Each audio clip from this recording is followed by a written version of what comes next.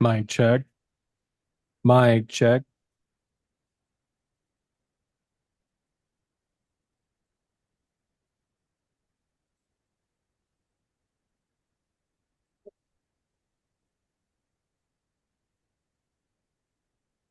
Jerry, can you say something for me to see if I can hear you?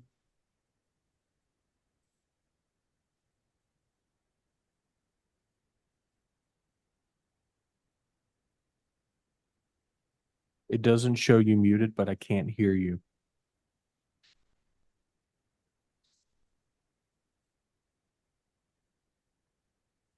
No, she's not. I don't see her. Let me try this. Do you any better? Perfect.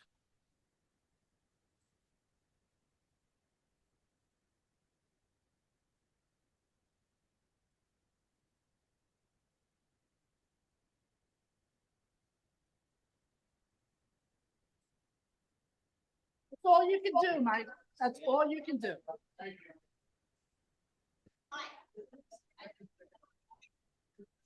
So all we can do is this.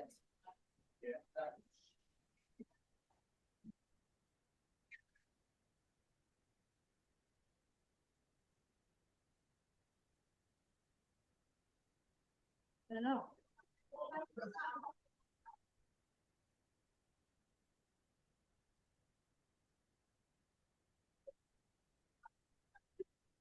It's like a non-political party.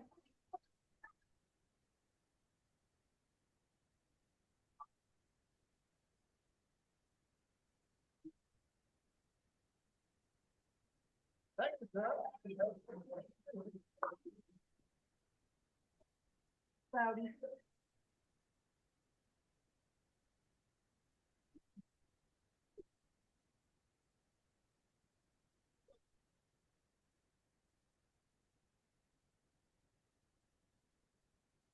Oh, there she is.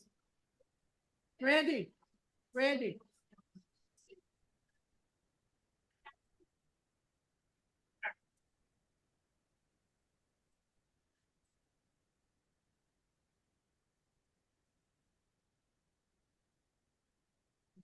Shelley. Shelley Allen. Shelley Allen, report to the podium, please.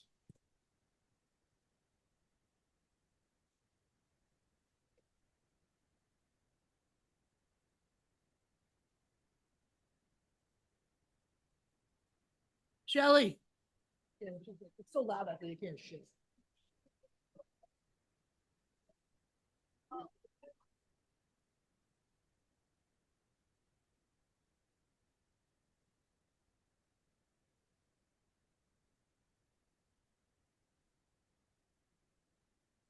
Nope, not at all.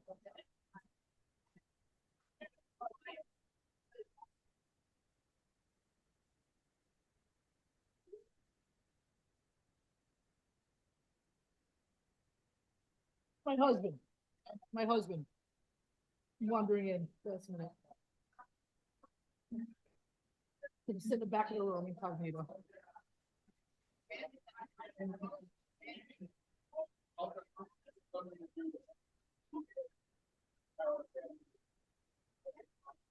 Okay, that's fine.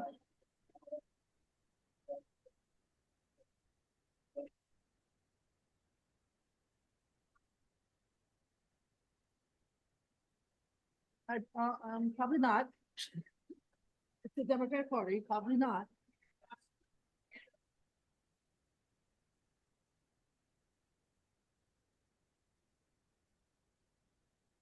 You're on? Okay. Good evening, everyone. Can we all find our seats, please, and calm down a little? Thank you.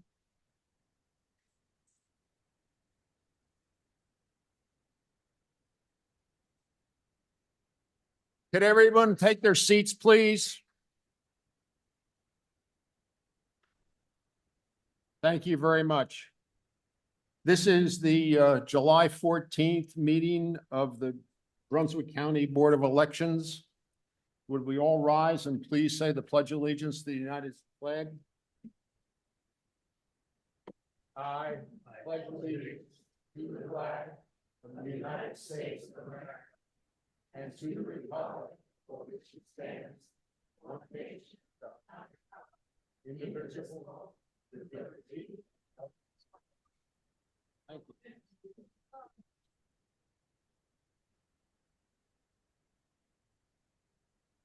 Okay. Are there any adjustments or changes to the agenda?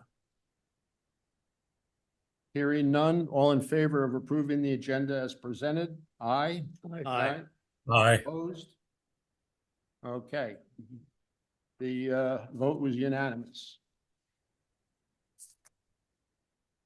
The first item on the list, as always, is public comments. The board, quite a while ago, adopted a policy that I'm going to read from the sheet that's also in your agenda packets. The board welcomes public input at its regular meetings. Individuals wishing to speak will have up to 3 minutes to offer comments. Groups are encouraged to designate a spokesperson to avoid repetition. Public comments may also be submitted in advance through online comment portal, which closes at 5 p.m. the day of the meeting. Please note that comments are taken only during the designated public comment period, and the board does not engage in dialogue during this time. Madam Director, do we have any comments from the portal? We did not have any that came in, and it's 5 p.m. the day before the meeting. So we Okay. did not have any come in through the portal as of 5 yesterday. That's my bad. Okay. Since we have quite a large group here this evening, I'm going to ask Shelley, do you have a spokesperson to represent the group yourself? Okay. Madam.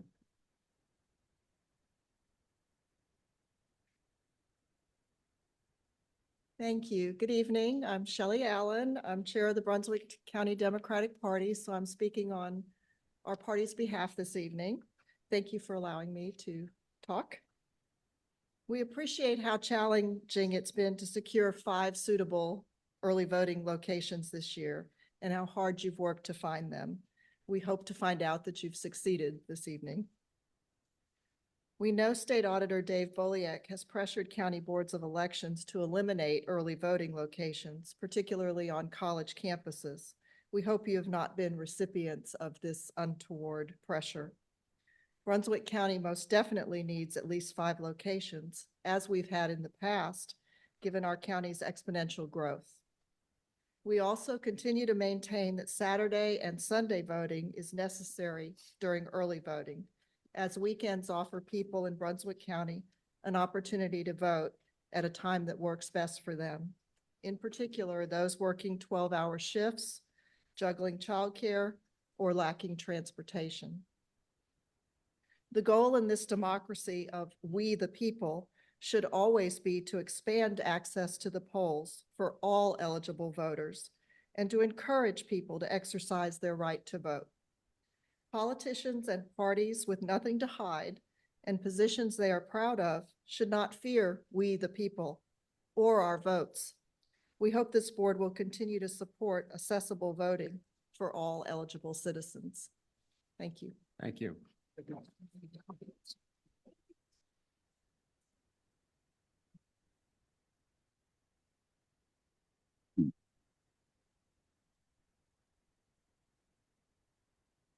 Thank you. Shelley, you speak for the entire group? I don't know that everybody here. Okay, but was there anybody else from the Democratic Party that was planning on speaking? We have several names, Claudia Tidwell, Gar- Gary Kozlowski, I'm sorry, I mispronounced that. They're not them. Hmm? They're not. Legal women voters. Police not with them. Okay. Chris Faust. Chris? You part of the Democrat, okay? We got Deborah, and I'm sorry. Drew? Any, okay. Brad Barron? Okay, do you wish to speak? I also wish to speak. And I do as well. Okay, I'll be brief. So I'm Brad Barron, resident here on Oak Island, 1403, been there, geez, about 20 years, okay? And I wanted to highlight a specific example of why I think we have to preserve, Saturday, Sunday voting and early voting. It's for residents that aren't here full-time, such as my son. My son is a student at North Carolina State University, studying languages in his last year, hopefully, okay? And, it's hard for him to get back, okay? So every year we go through a juggle of how do we get him down? How do we juggle class time? How do we juggle coming here to vote? He believes in it. It's really important for him to vote. And I think everybody should have that opportunity. So for me, it's, dear to my heart that we keep these opportunities in place. Okay. Thank you.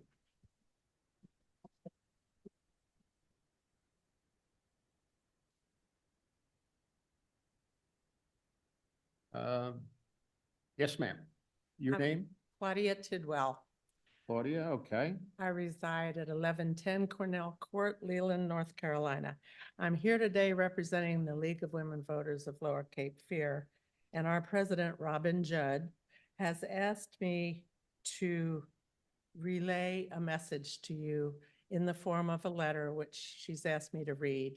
And it is addressed to Mrs. Levier and to the directors. The League of Women Voters of Lower Cape Fear wants to commend your consideration in creating the annual Voter Connection Opportunities Program. Recent changes in voter regulations have been confusing and challenging for many voters. Your program will alleviate many of the concerns around voter registration, education, and voter identification that could otherwise prevent citizens from voting in our elections. The League of Women Voters of Lower Cape Fear will always stand with organizations and government entities that support the equal rights of all voters, and we applaud your efforts in that regard, in this effort. And the letter is signed by Robin Judd, the League president. And I have a hard copy for Mrs. Levier. Thank you.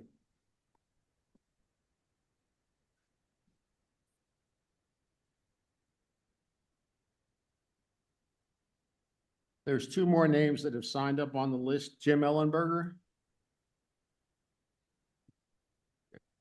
You wish, since Shelley has already spoken, you're also part of that, Jim? And Joyce, I'm sorry, I can't read your last name, Joyce, also part of the Democratic Party? I'm representing a different viewpoint. Very, okay. Come on up.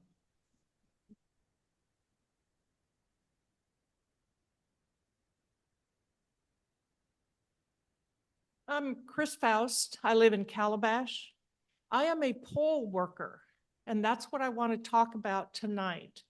I can attest to the vast numbers of people that come in to vote.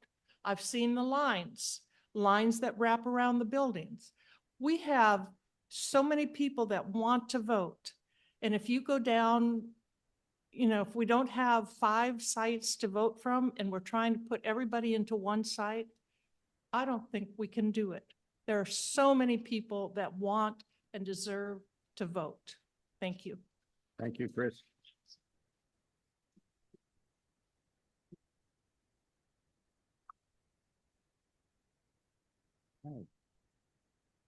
That is, No, no. sir? Okay, go ahead. I'm sorry. I thought you had. That's okay. I spent, Deferred before. no, I apologize for that. And I'm just speaking as a citizen. Thank you very much for the opportunity to speak. My name is Gary Kozlowski. I live in Sunset Beach, and I'm here to ask to approve early voting for both available Sundays during that time period for the 2026 general election.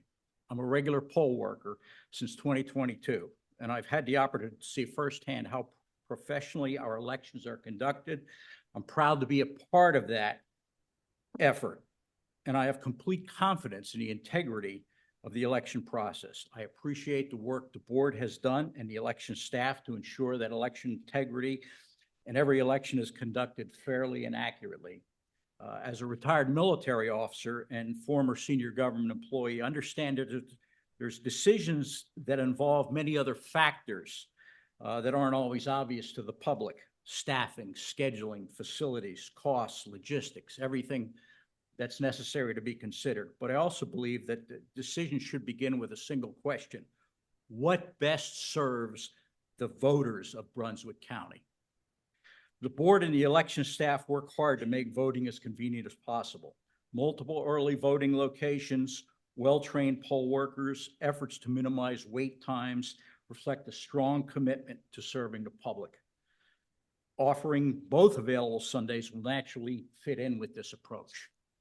Not everyone has the flexibility to vote during the week. Some people have long or irregular hours.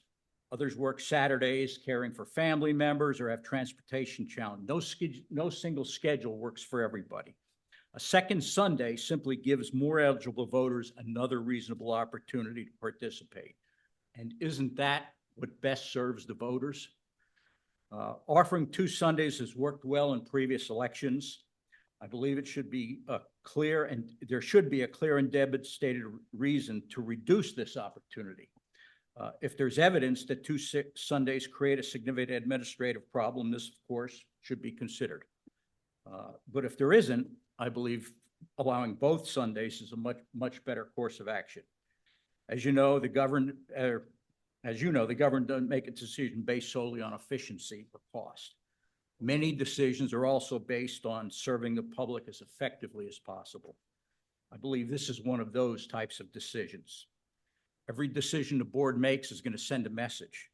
Approving both available Sundays tells the citizens of Brunswick County that whenever reasonably possible, the board chooses to provide opportunity rather than reduce it. It demonstrates confidence in our election process and a commitment to serving every eligible voter. I respectfully ask you to approve early voting on both available Sundays. Thank you for your time. Thank you.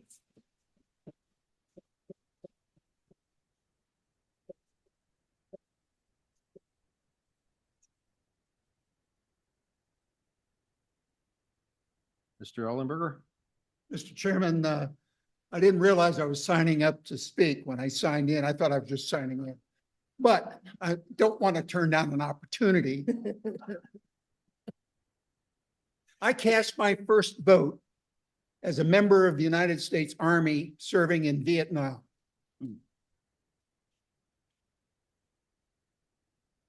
I would urge all of the members of this board to do everything in your power to make voting as easy and as open and as available as you can. I've had the fortune to visit Australia several times, and I have a number of friends there. And I knew Bob Hawke, the former Prime Minister of Australia, very well. Australia has mandatory voting. I only wish that we had it in this country. Thank you.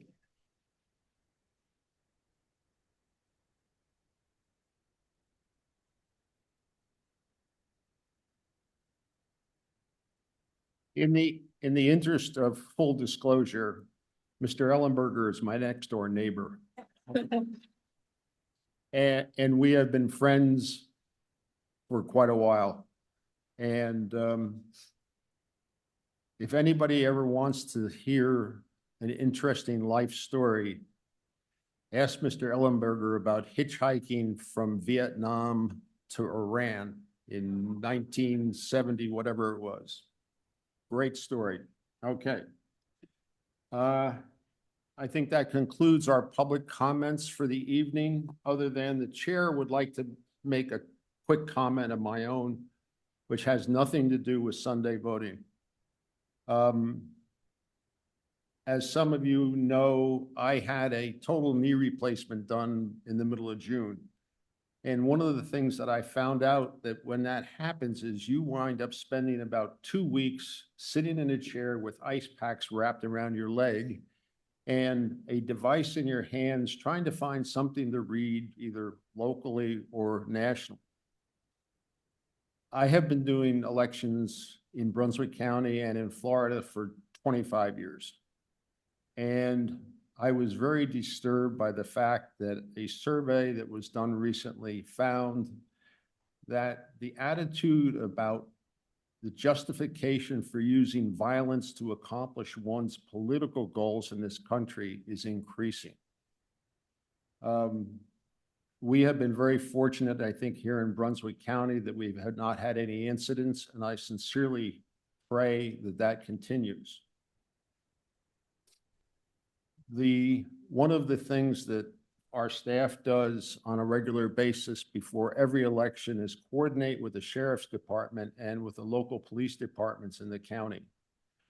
Our poll workers, our judges are not referees. They're not there to break up fights or arguments. Their instructions are very simple. If you have an issue, dial 911, but get the local authorities involved, and then call the office.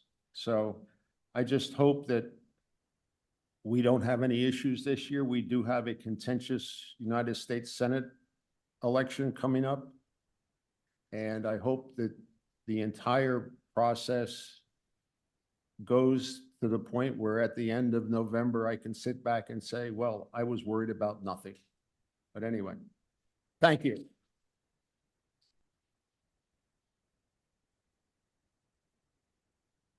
All right. Approval of the easy for me to say, meeting minutes of 6/16/26. Has everybody had an opportunity to review the minutes? Any comments, corrections? Jerry shakes his head. No, okay. All in favor of approving the minutes as presented? Aye. Aye. Opposed? It is unanimous. The next item on the agenda is our administrative report from the director. Yes. I have spelled all of this out in the online agenda. You all have a physical copy, but for those in the audience or watching online, this is all spelled out in the online agenda. So if you don't catch a figure or think you missed something, you can always go back and check it there. In April, there was a news release from the State Board of Elections that talked about a discovery of roughly 34,000 deceased individuals who are on the voter rolls. Recently, the State Board of Elections did share with our office that we have 1,847 people on that list. That happens to be the second highest in the state, which I thought was interesting behind Wake County. So we don't yet know what the path forward is going to be to remedy these 1,800-ish records. There's currently nothing in North Carolina law that allows us to use the information found in this federal database to remove a voter based on a match like this. So there is pending legislation that the state is watching, hoping that we will get the opportunity to remedy these records and get them removed from the rolls. Typically what happens and the way there are so many registered voters who have died that we don't know about is if a voter dies in another state, we have no access to that official record. So if someone dies in North Carolina, anywhere in the state, we get record matches from the Department of Health and Human Services in North Carolina. And so with us being a border county, I imagine some of this comes from those individuals that need to go into South Carolina for medical care, those that are traveling, maybe someone moved away, didn't let us know, but passed away in another state. So we had no way to find that information. And at this time, the state does not have any evidence of improper voting of any of the individuals on their list of the 34,000. So I just wanted to provide that update to you so that you knew it was still on the radar of the State Board of Elections because they just shared this with me last week. So we're pending guidance from the state board then. That's correct. Okay, thank you. Yes. Can the state board issue a rule? You're saying they can't do that? There's- No, they need legislation to allow us to complete the list maintenance based on those. The next item I want to talk about, and all of these dates have been shared in a press release. They're on our website. Claudia mentioned these in her public comments. We are going to have voter engagement opportunities coming up. We are going to have presence at every senior center in the county at some point over the next month, give or take. And at those visits, we will have a full-time staff member present. We can provide information about voter registration. We can look up voter registration. We can answer questions. We can talk to voters about their voting options. So early voting, not the schedule. If we don't have a schedule, we can't share that. But how it works, how they can find the schedule once we have it. We'll be recruiting poll workers. We will also have our photo ID machine. So if a voter comes and they need to obtain a county issued photo ID for voting, we would be able to issue that. And so all of those dates, again, they're on our website. They're in the agenda packet. We've done a press release about it. I have seen some news coverage on it. And so hopefully we will have some pretty good turnout coming to see what we have to offer. Okay. Can I make a comment? You mentioned, the voter ID that you've been, how many years now you've been offering them? 2020 is, nope. I'm looking at Melissa, our photo ID expert in the office. So just to follow up to that, what information does a voter have to bring to get one of those voter IDs? So they have to fill out a voter ID request form that would include their name, their address, their date of birth, and the last 4 digits of their social security number. Anything, any document, birth certificate? No, no passport? documentation is needed for that. Thank you. Did you remember the date? Was it 24? Photo IDs began being required in 23, the municipal of 23. This Thank is you. why she's the expert. Thank you, Ms. James. The request form, Sarah, that you Mhm. mentioned, is that available on our website? It is not. It is something we have present at the location. Okay. Yeah. And again, we also offer those photo IDs in our office during business hours, anytime, except for following the end of early voting prior to election day. So someone couldn't come in, for instance, on the Monday before the election and get a photo ID that they could go use to vote. I'm sorry, you said they could or could not? Could not. So on the Okay. day before the election, we do not issue photo ID Okay. for And that- election day. And that's per statute or Yeah. per directive of the state? Yeah. Okay. I do have 2 items that I did not include in the written version of the director's report, so I'm just gonna jump into those. You're out. In our last board meeting, we discussed legislation that had been introduced that would change the way the municipalities of Belleville and Bolivia conduct their elections. That legislation has passed. So Belleville and Bolivia will not have a municipal election next year in 2027. They will be moving to an even year municipal election schedule, and that will begin in 2028. So just so you're aware. And just for the information of the audience, besides having an extensive unincorporated Brunswick County, we have the most incorporated municipalities in the state of North Carolina. We have 19 municipalities. Traditionally, they have been all run their elections on the odd numbered years. And those municipalities pay the Board of Elections to conduct those elections for them.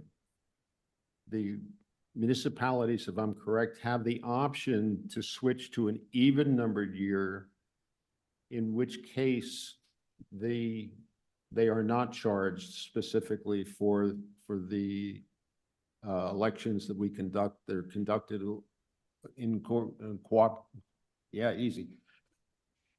coordination with all of the other elections that are gone. So that's what we're talking about here. So how many municipalities in the county now have switched Is it four? That's it, just the two. Just the two? Those are the first two, Okay. only two, yeah. So, Maybe there'll be trailblazers and have. It's possible. And will just put out there that this was for Belleville and Bolivia, at least, this change was initiated by the municipalities. They passed local resolutions in support of it and then had legislative action introduced by their local representatives. okay. The final thing I want to touch on, we have such a great crowd here. We even had some poll workers speak. We are always looking for poll workers. So while I know the parties do have a lot of need in an election year, we also have a large need in an election year. So I'm going to let Melissa just touch on some upcoming poll worker orientation opportunities we have, which is essentially the first step to becoming a precinct official. Melissa. Thank you very much. So as Sarah said, we are always looking for additional poll workers. The first step for anyone that's interested in becoming a poll worker is attending one of our poll worker orientation sessions. It is basically Elections 101, a background of how elections work in Brunswick County and what is required to be a poll worker. We want folks to have a good understanding of what they are signing up for before they take that next step and commit to training for a specific election. We welcome anyone to come to an orientation. It's free, it's no obligation. My goal at orientation is that everyone who leaves an orientation session leaves with more working knowledge of how we operate elections in Brunswick County, even if they choose not to be a poll worker. We do have several upcoming sessions of poll worker orientation that I wanted to point out. Our next session is tomorrow at 2 p.m. in this room. We prefer people register ahead of time online at our website. They do not have to. Someone could just show up tomorrow at 2 o'clock and we will welcome them. We have a session next week on Wednesday, the 22nd at 10 a.m. also in this room. Wednesday, August 5th at 10 a.m., also in this room. Thursday, August 13th, there are two opportunities to take poll worker orientation. You can come in person at 10 a.m. in this room, or you can join a virtual session on Zoom at 6 p.m. So if someone can't, while we prefer someone to come in person and have that in-person interaction, if that schedule doesn't work out for them, we do offer a virtual option. All the information for registering is on our website, or I'm happy to answer questions after the meeting adjourns. Thank you. Website is www.brunswickncvotes.gov. brunswickncvotes.gov.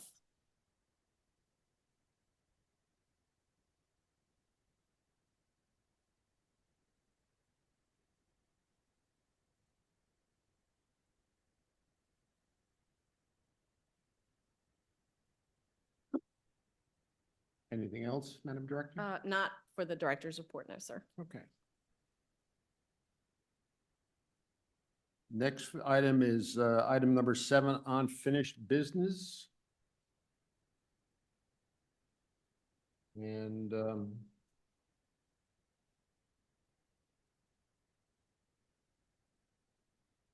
Okay. This is where we will discuss early voting. Ryan, you have a slideshow that you're gonna put up on the screen for me, I do believe.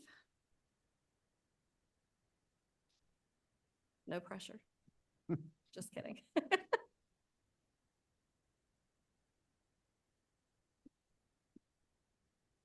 Here we go.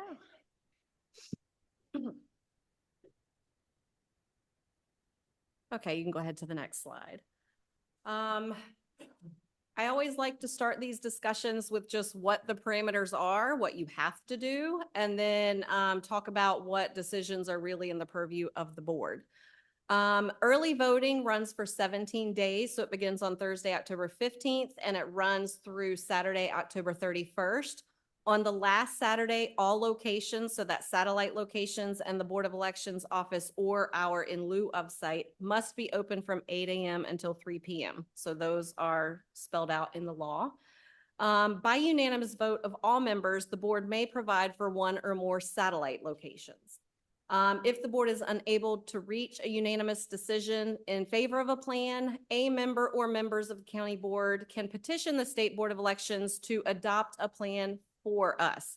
And what that would look like is the, you know, if it's two plans that the board can't agree on, those would go to the State Board of Elections. The state board could choose one of those two plans, or they could set their own plan for us. They aren't bound by the two plans that are sent up by the county board members. And what date does a petition have to be filed by? I don't yet know that yet. I know that our plans are due on the 24th of July.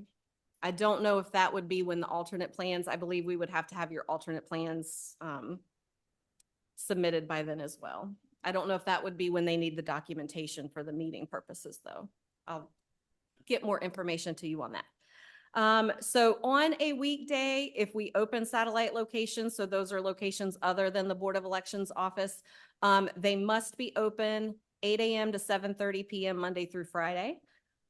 If a satellite location is open on Saturday or Sunday, then all of the satellite locations must be open for the same number of hours on those days. So basically that means we couldn't decide to open a Leland location on a Saturday and not open a Supply location on a Saturday or Sunday. They all have to be open the same number of hours. So we have worked really hard to secure additional early voting sites. I do have one additional location that we did not have at the last board meeting, and that is the Homer E. Wright Event Center at St. James, formerly known as the Community Center.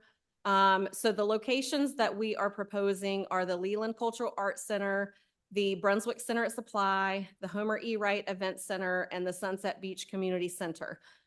We did try to secure a different location for the Sunset Beach area that was larger. That did not work out. It was a private facility, so we did not have a lot of leeway, and it was not something they could work with us on.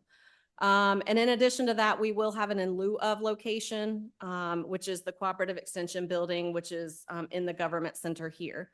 I did have, if Ryan can go to the next slide. I saw this from New Hanover County when they put out their proposed early voting plans, and I really liked the idea of showing where the population is centered in our county, and then laying on top of that the locations that we have. Now, this is not the easiest to see, and I will try to get this up as part of our agenda. I didn't finish this until today. But down at the bottom corner where the big red area is showing high population is Sunset Beach Community Center. When you go over to the right, you see another big red, yellow population center, and that is where the Homer E. Wright Event Center is. And then up in Leland, you see the Leland Cultural Arts Center is in the middle of the big population center up there that is indicated by the red and yellow. And sort of in the middle, you can see the Brunswick County Government Center location and the Brunswick Center at Supply location, kind of along Highway 17. I just wanted to, I thought that was interesting. We'd never seen it put like that before. So kudos to New Hanover for giving me the idea, and to our GIS department for making this. And then, Just one comment. yes. That was a great chart. I appreciate that. Yes, that, I thought it was very helpful. So what I thought would be helpful for the board is laying out the proposed schedule. So by law, the Government Center location has to be open for office hours. So for us, that is 8:30 a.m. to 5 p.m. So we would recommend a similar schedule, 8:30 a.m. to 5 p.m. at the Government Center location. And not open the first 2 weekends. We don't tend to have a lot of traffic at the Government Center on the weekends. That's a lot of people that work out here or coming to the County Government Center for other business, take advantage of that location during the week, but I don't know that we would see a lot on a weekend. The satellite locations, we have spelled out the required time of 8 a.m. to 7:30 p.m. on the Monday through Fridays, and then the final Saturday, 8 to 3. And so what the board gets to decide now is what you would like to see for the first and second weekend, the Saturday and Sundays. Is there another slide, Ryan? I don't think there is, but I'm not sure. There is not. So you can go back to that schedule and we can just use that as a visual aid as the board takes on discussion. If you have any questions, I'm happy to answer them. You were talking about the other Sunset location. They give a reason why they didn't want to. I think when we had discussion with this location about using their facility for early voting, it sounded workable, but when we put it in writing, how many days and the number of hours, that turned the conversation in a different direction. That's up to the chair. What?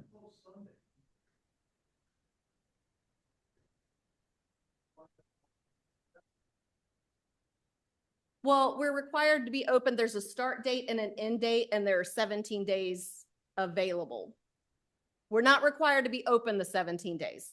There's a start date and an end date, and within that is 17 days. That is a very good question. I will try to remember next time we discuss early voting to make that clear. Just to remind us, do you have the hours that we had from the last general? I election? do. So in the 2024 general election, on the first and second Saturday, we were open 10 until 4. And on the first and second Sunday, we were open 12 until 5. And that was for both weekends. Both weekends, yes. And same for 22? 22 was 10 to 3 and then 12 to 4 on Sunday. So we were open both weekend days, but slightly different hours. Now, that's more akin to, it's a off Midterm, yes. term. Thank you. The first one you gave us was from 24, Yes, 2024, and the second one was from 2022. 22, okay. The two midterm elections. Well, the last two general elections. Okay, yeah, the one is presidential, you're right, okay. Discussion? Well, I'm gonna make a motion, to start this off. You know, a round of negotiations here, that we open on all weekend days for the hours of, just from 8 to 7:30. I mean, we want to get everybody in there, so that's what I'm gonna put out there as my first proposal. 17th, 18th, 24th, and 25th of October be open between the hours of 8 a.m. and 7:30 p.m. Because people do work on weekends and work 6 days a week or 7 days a week, and they still may have to get there after work. Maybe they only work one job on a weekend instead of two. So that is going to be my initial proposal to the board. But I am aiming well to work with all of you. So, just to recap, Paula, you're talking about obviously the 8 to 7:30 days that we have on the schedule right now, and No, it's just a proposal. No, it's. okay. And you're looking at also for Saturdays, you were looking at The same. 8 to 7, okay. Yeah, just And for Sundays? same. Same, okay, Like I said, this initial proposal. all right.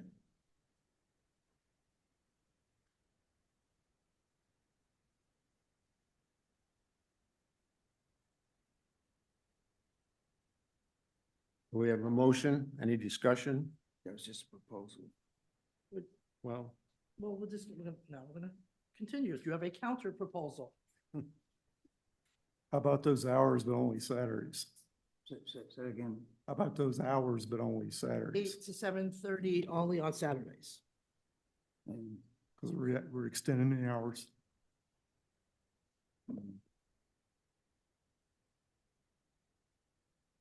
I mean, definitely need a Sunday out of that.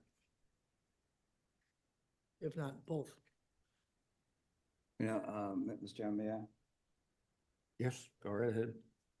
I think we heard some good discussion from the citizens. And I just made a few notes. First of all, to me is to do what's best for the citizens of the county. And given the fact that we have a strong increase in the population, I think we're the fastest growing county in the state. And I think to reduce the number of voting locations from 5 to 4 with all this growth seems to me that we need to give a serious consideration to weekend voting. Okay.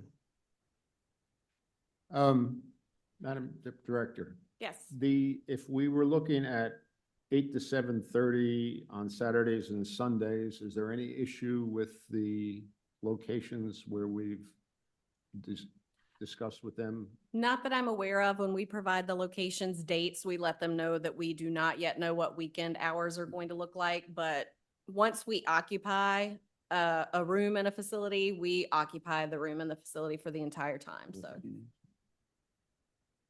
All right. What was the hours for the primary? I forgot. the primary, so the 2026 primary this year, we were Saturday 10 to 4, both Saturdays, not open on Sundays.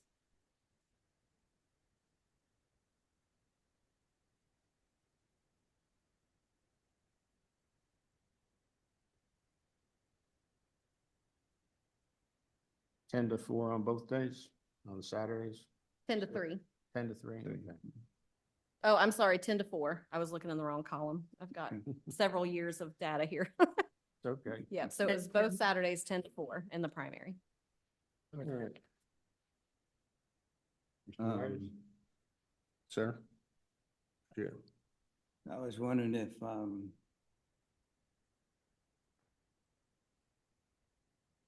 I've heard a couple of things. One was 10 to, what was it, 8 to 7:30, right? Yeah, I Both just- days. I And I just heard, loaded the whole hours, yeah. 8 to 7:30 on Saturday, but no Sunday. Okay. Chair, could you accept 12 to 4 on Sunday? In addition to the Saturday? Yeah, in lieu of losing that voting location, unfortunately, right? Yeah.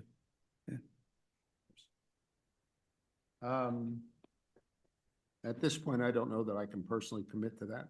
Okay. Well, we have to today. Well, at this point, we're not done yet. I realize it's the single most contentious issue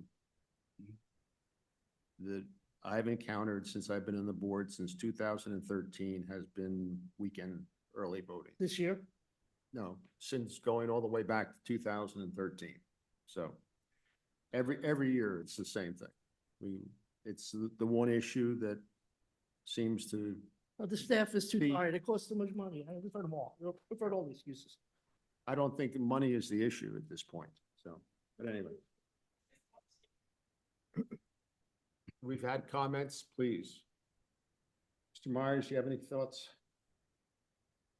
Like I said before in the primary, I think early voting's too long. We have to operate within the rules that the law that we have now. So, I mean, I still propose we do the Saturdays of the extended hours. All right, Mr. Iverson, any comments?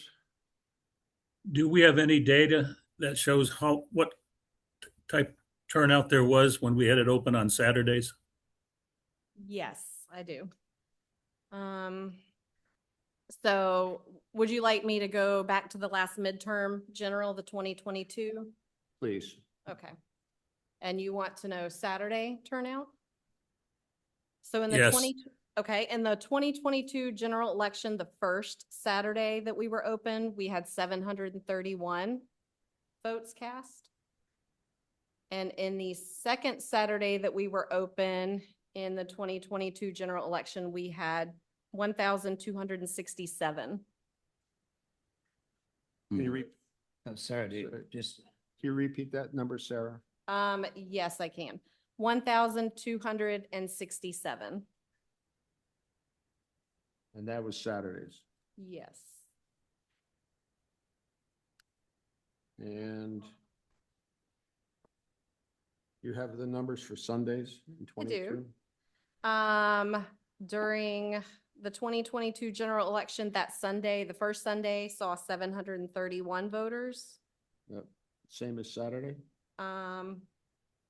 Is that the number I gave for Saturday? Yes. That was Sunday. I'm sorry. I'm looking at a spreadsheet. It's tiny. Saturday was actually 1,205. Can we put this up on the screen, my spreadsheet?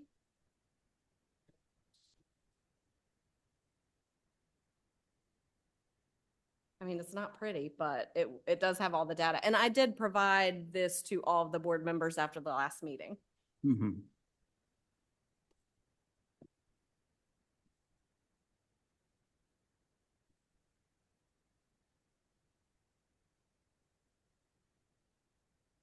So I'm gonna send this to Ryan so he can try to pull it up, but then we can still talk once I get it Okay. sent. He might be able to get it up on the screen for us, And what was which the- would show at home too on Zoom. And what was the second Sunday? You said it was 7:31, and then what was the second Sunday numbers? Give me just a second. I am sending this to Ryan. Okay, the second Sunday was 750.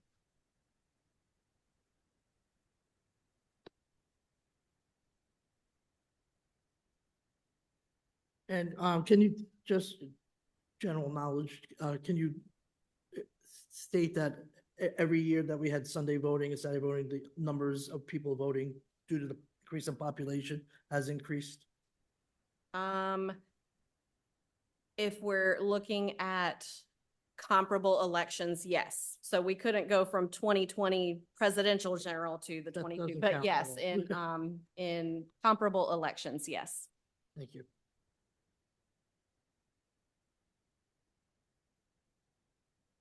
That's why I missed it. See how tiny that is? It is busy. And you're in the primary tab at the bottom if you go over to general elections. And then, yeah. So I apologize for that.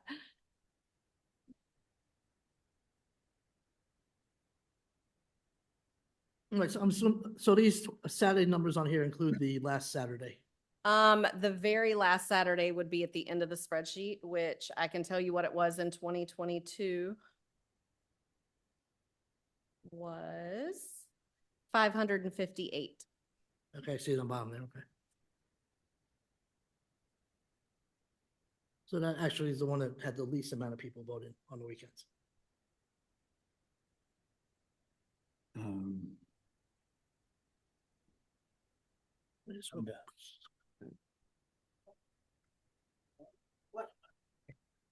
Oh, I'm sorry. I'm telling you the wrong number again. 2482. Let me put my mouse in the right spot. All right, so, okay, so that number right in the middle on the bottom of the screen is how many people voted on that Saturday. On that day, yes. That's 2482 on Saturday, was it? Mhm. Of the, Ryan, can you scroll back to the other Saturday and Sunday, the first one? 'Cause I don't see that up there.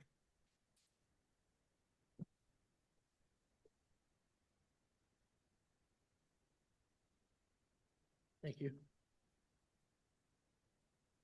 So that's the previous week before that, and then there's one more before that too. So I'm not trusting Sarah with her. Please don't. Okay, thank you. I feel like I'm having a pop quiz here. So you're not, no. Considering this is nothing, something you haven't really worked on, it looks pretty good, so.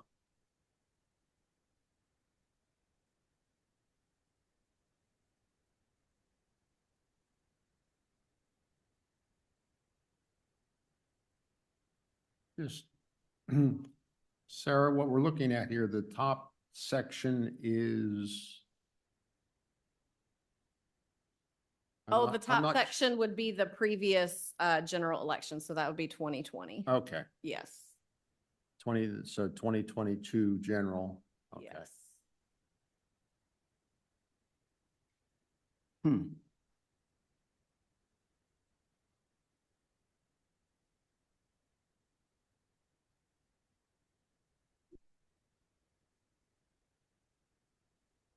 Okay, Sunday.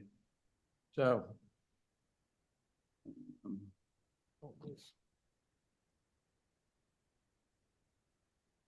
Yeah,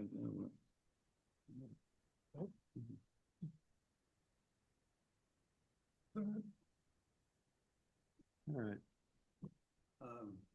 Sir? I guess, the first one was a proposal. Can we make a motion? But we have both Saturday and Sunday voting. Saturday from, was it 8?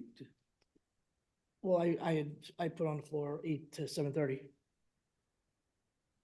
8 to 7:30.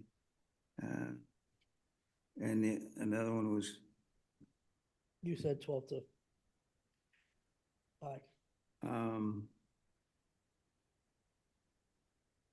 Sunday 12 to 4, both Sundays. Saturdays, both Saturdays, I'm gonna say, 8 to 7:30.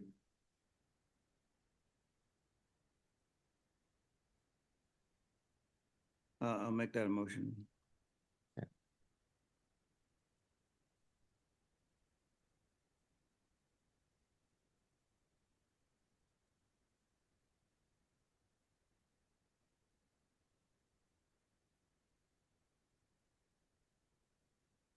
Just so we're clear, could you repeat the hours, Ed?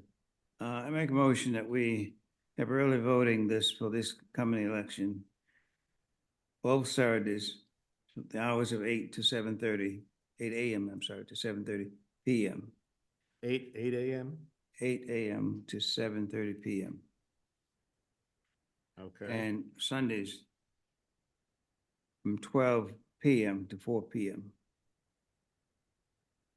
Okay, It's I'm sorry. go ahead. I just want to make sure I've got it right. Just looking at the statistics from the last, election 2024, better than 3% of the population who voted Saturday and Sunday. Number 6, can you say that again, please? So more than 3% of all the votes that were cast Okay, in the 3%. 2022 Okay. were, over I just want to 3%. make sure I understood. All right.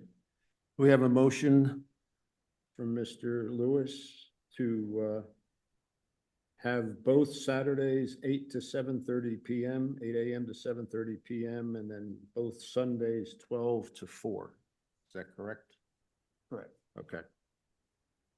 So we have a motion on the floor. Any discussion? Ms. Clarity? No, Mr. no, Lewis? I'm satisfied with our discussion. Okay. Mr. Myers? Mr. Iverson, any comment or discussion? No. Okay. I guess a call for a vote. All in favor? Aye. Aye. Opposed? No? No. No. Okay.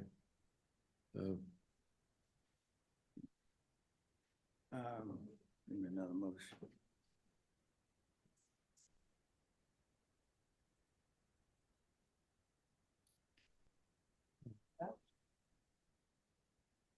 All right, in lieu of the failing motion, I'm gonna put another motion on the floor. Go right ahead. All right, historically, we've been open between 10 and 4 on Saturdays, 12 and 5 on Sundays for the past election cycles. So I'm gonna put that on the floor that we are open between 10 a.m. and 4 p.m. on both Saturdays and 12 p.m. and 5 p.m. on both Sundays.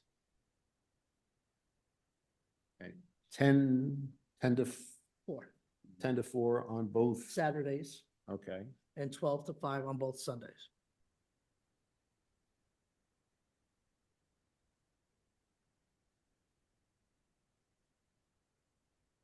Okay. 12 to 5, correct? Correct.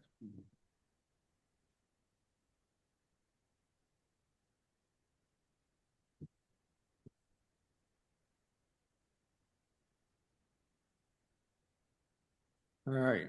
We have a motion on the floor. Any additional discussion?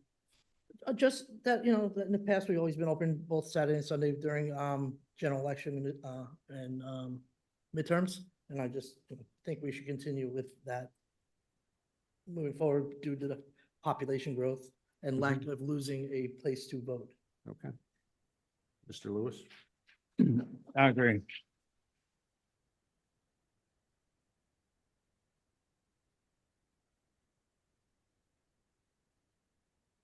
Any comment? Oh, no, Discussion? I apologize. I agree. That's acceptable to me. Mr. Myers? No, sir. Mr. Iverson? Any comment? Well, just one quick comment. In looking at the numbers and the number of voters at each site and the expense of keeping it open on Sunday, I'm not sure it's worth it. All right, not, Please, your own chair folks. said not about money.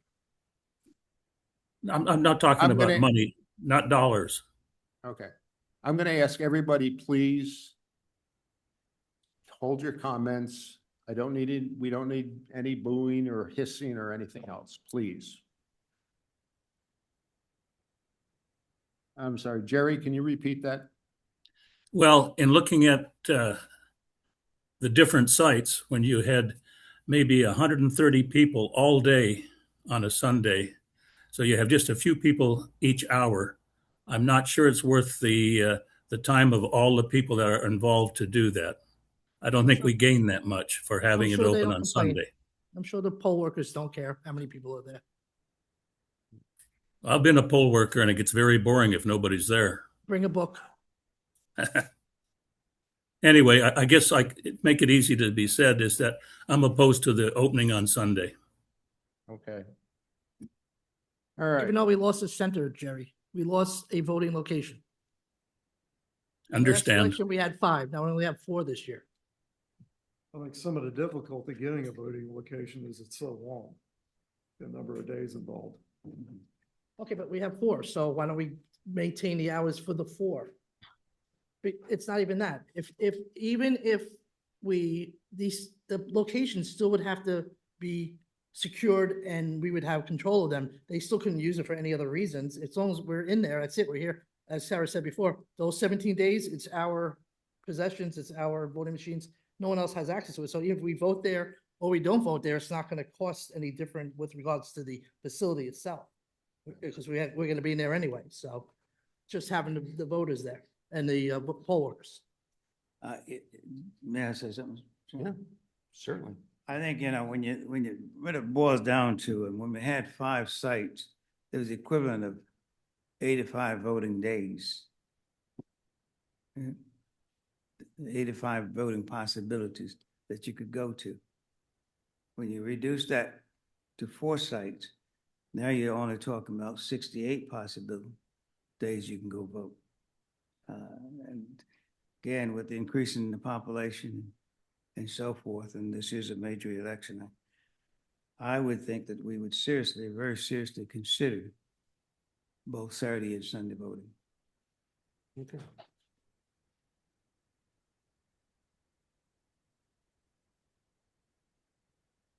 Okay, any other discussion on the motion that is on the floor? All in favor? Aye. Aye. Opposed? No? Nay. Okay. Mr. Chairman. Yes, sir. I guess, we've heard a couple of motions and proposals from this side. I'd like to hear from the other side, and Okay. maybe we could work out something. I would still, the proposal I made earlier, extend the hours on Saturday for both Saturdays. States, both Saturdays. So what are, specifically, what are you 8 to suggesting? 7:30, 8 AM to 7:30. 8 AM, 7:30. And close on both Sundays? Correct.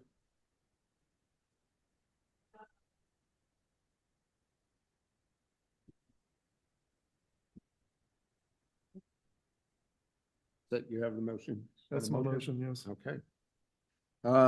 Discussion? Paula? Nope. Ed? Any discussion on Joe's motion?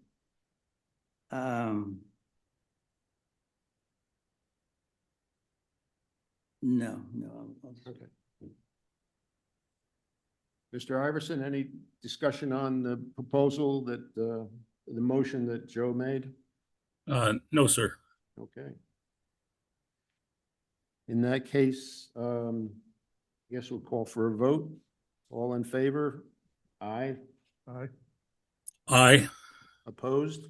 Aye. No, yeah, no. No, okay. Since we are required to have a unanimous decision upon the board, That's it? You guys don't have any more proposals? I'm sorry? That's it? That's one proposal, that's it? For you, we were made two, so I just wanted, Well, you guys had another one. I've got nothing specific, so. Jerry, do you have anything else? No, sir. Okay. Joe, anything else? No, sir. Okay. We are required by state regulation to have a unanimous vote, otherwise it goes to the state for adjudication. We had a couple of proposals that would include Sundays. If we were to send one of those to the state, do you folks have a specific preference? What, you're still gonna send one of each proposals? Is that what you're saying? Yeah. I think what we're required to do right now is send both proposals. And then it go before the state board for adjudication, so. Let us talk for a second. Sure, go right ahead. Let's go.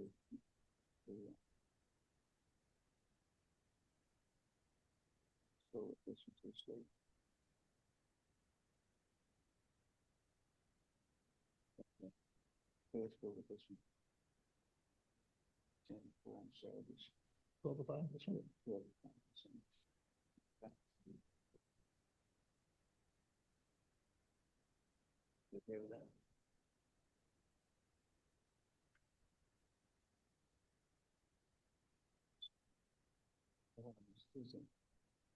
Just to be sure,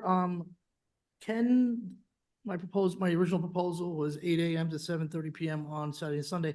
Can we confirm if those, we are able to be open those hours? Or is it any time we set? Anytime you set. Okay. Okay,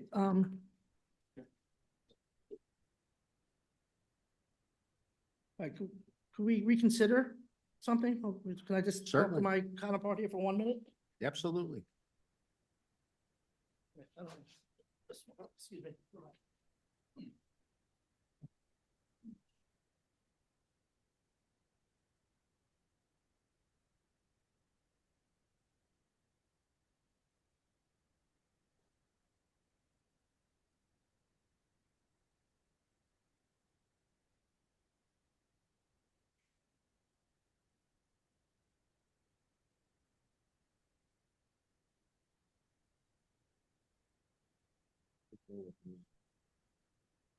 Yep.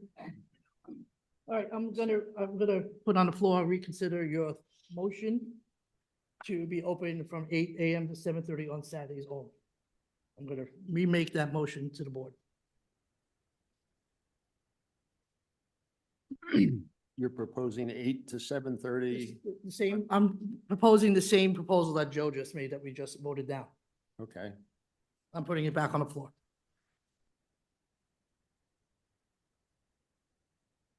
So we. I'm making a motion to vote between 8 AM and 7:30 PM only on Saturdays. And no voting on Sunday? Correct. Okay. So we have a motion to do 8 AM to 7:30 PM, both Saturdays, and close both Sundays. On the floor, yes. Okay. Any discussion? Mr. Iverson? No, sir. All right. All in favor of the proposal of Saturdays, 8 to 7:30 PM and closed on both Sundays? All in favor? Aye. Aye. Opposed? I think we have a unanimous vote. Thank you. You know, it's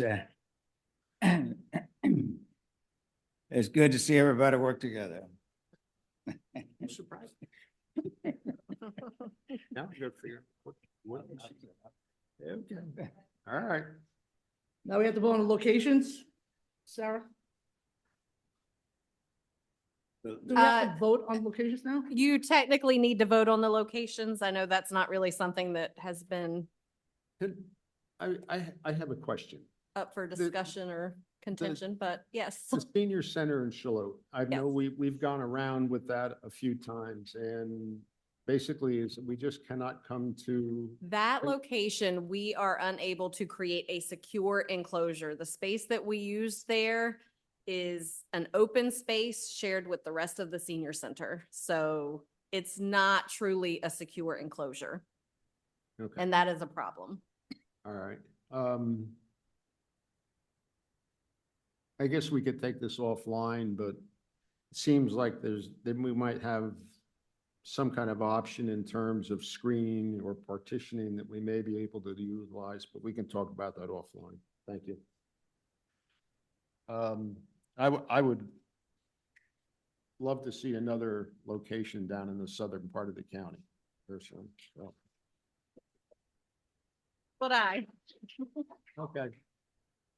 So you need, locations is what we, yes, if you could make the locations official. Ryan, can you back up to the slide that has the locations listed for ease of the board? Thank you for showing up, everybody.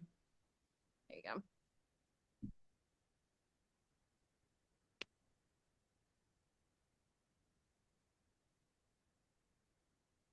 all right. So right now we have the Leland Cultural Arts Center, Brunswick Center at Supply, the Homer Wright Event Center at St. James, and the Sunset Beach Community Center in Sunset Beach.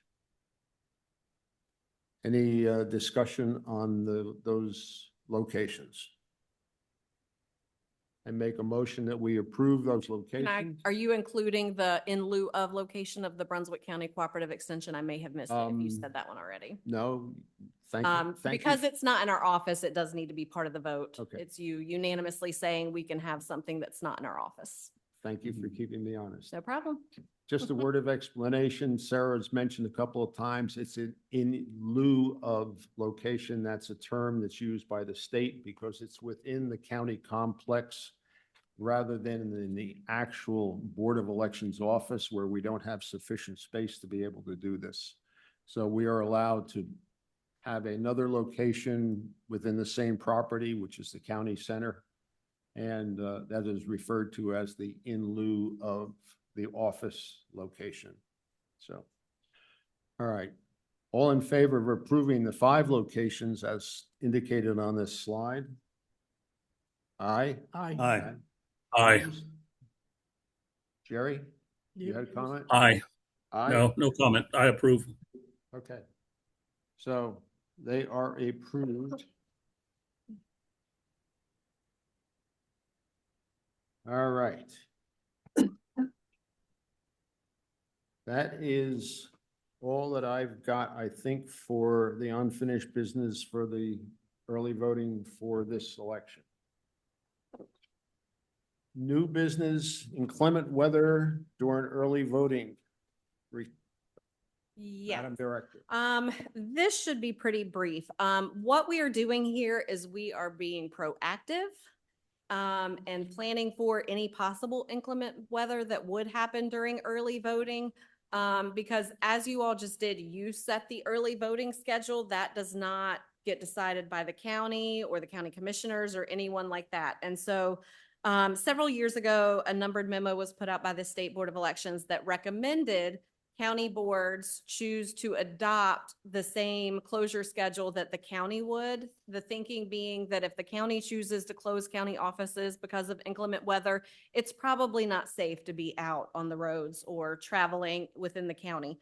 And so what we have created is a resolution for your consideration, essentially stating that if during early voting, so this would not be election day, only early voting, the county chooses to close for inclement weather, so ice. I don't know that we would have ice in, Probably. you know, in November, but Hurricane. hurricane, Still hurricane flood, season. rain events, any of that sort of stuff. If the county chooses to close county offices, Satellite locations and the location at the government center would also be closed. Passing this resolution now means that in the event that something happens, we don't have to call an emergency meeting to alter the early voting schedule. Okay. Seems to me that that's an excellent idea. I don't know why we've never thought of it before. The chair would make a motion that we adopt the resolution as it appears in our agenda packet on action item VIII1. And there is a resolution attached to that. Any discussion? Ms. Paula? The document speaks for itself. Okay. Ed? No. Joe? No, sir. Jerry? No comment. Okay. All right. All in favor of adopting the resolution, indicate by saying aye. Aye. Aye. It carries unanimously. Excellent. Just a point of clarification, should it ever be necessary to invoke this, the board would have the option, would we have the option of making any adjustments to the schedule once we came back in? Any adjustments to the schedule would have to be done by the board. Now, the only stipulation there, you can't add on to the end at Saturday. Right. Saturday at 3, we are finished with Well, we early could add a voting. Sunday per se.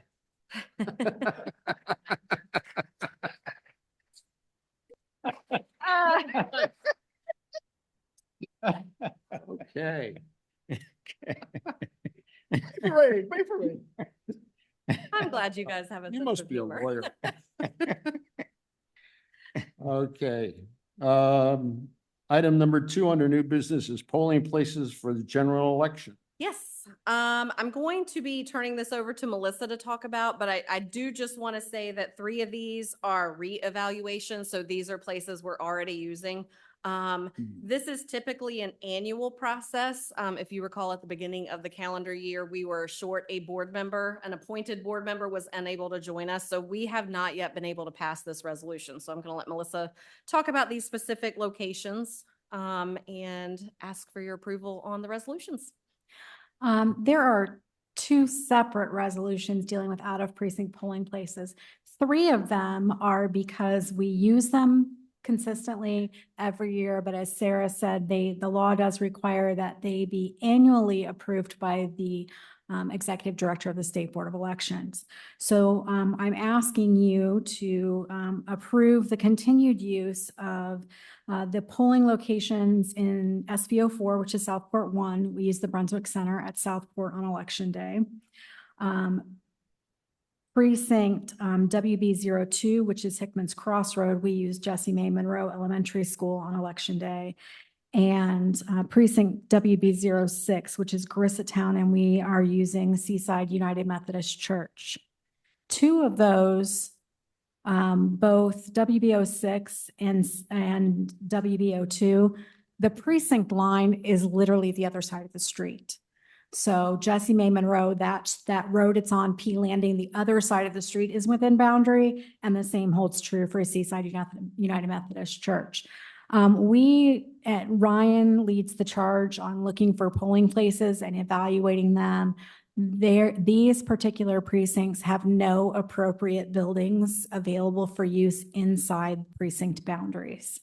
So in the first resolution before you is asking for the state to approve the continued use of those 3 locations.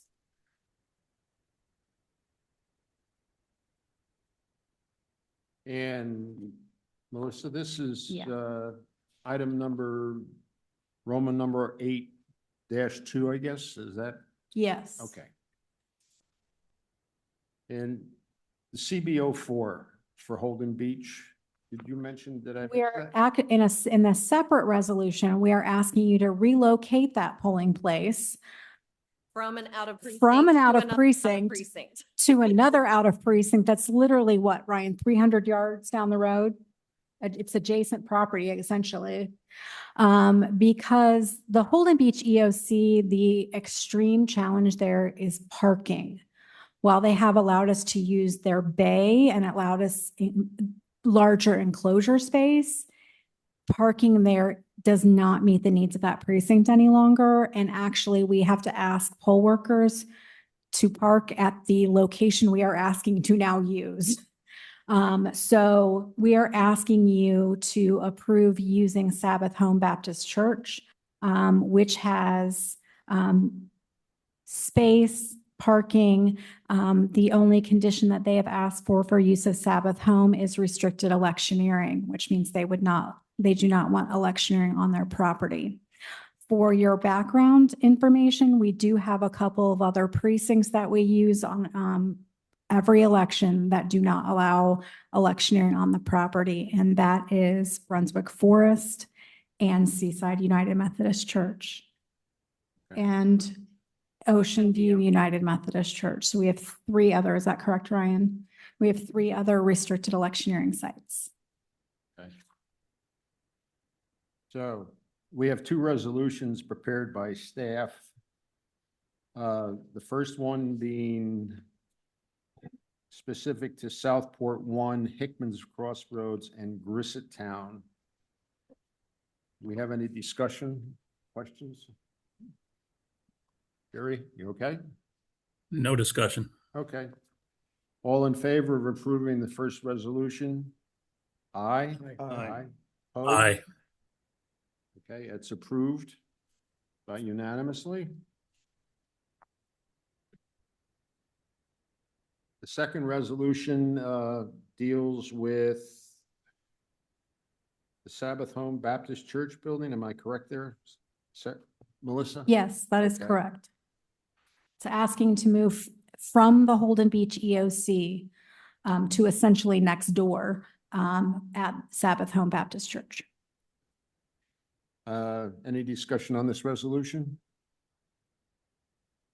All in favor? Aye. Aye. Aye. Opposed? None? That is approved. Could they electioneer at the EOC? Just saying. Right? If the EOC allows them to be there.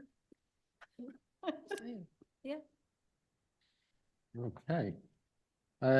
Any other business or discussion? Madam Director? I have nothing else. I have a comment. Yes, go right ahead. All right, so last meeting I discussed the pending legislation in House 982 about the changes to election laws.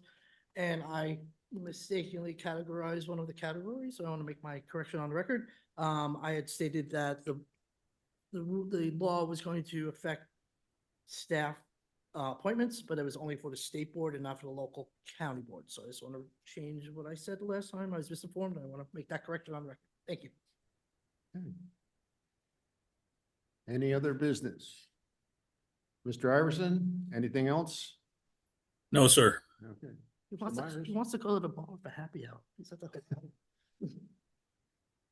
Ms. Clarity? I'm done. I'm done. Mr. Lewis? No, I have no comments. Okay. Motion to adjourn. Madam Director, we have a motion for Mr. Myers to adjourn. All in favor? Aye. Opposed? No. Thank you all. Thanks for showing up, everybody. Well, they're not clapping so much now.